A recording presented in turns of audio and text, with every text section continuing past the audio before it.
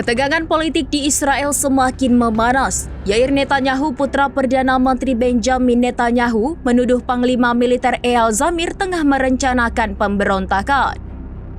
Tuduhan ini muncul di tengah perselisihan sengit antara Netanyahu dan pejabat militer terkait rencana pendudukan kembali jalur Gaza. Tak lama setelah tuduhan itu, Menteri Keamanan Nasional Itamar Ben-Gvir meminta Panglima Zamir untuk menunjukkan kesetiaannya pada pemerintah sipil.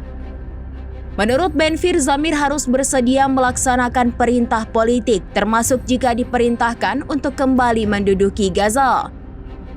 Sebelumnya, Zamir telah mengkritik keras sikap pasif Netanyahu dalam merumuskan strategi pembebasan sandera. Ia menilai Netanyahu lebih mengutamakan kemenangan militer daripada nyawa para sandera. Situasi IDF di medan perang Gaza pun juga menunjukkan tanda-tanda frustasi yang memuncak. Seorang perwira tinggi militer Israel tewas setelah ditembak oleh pasukannya sendiri. Tak hanya itu, 3 tentara dari Batalion 931 Brigade Infanteri Nahal dijatuhi hukuman penjara dan diberhentikan dari tugas tempur karena menolak kembali ke Gaza.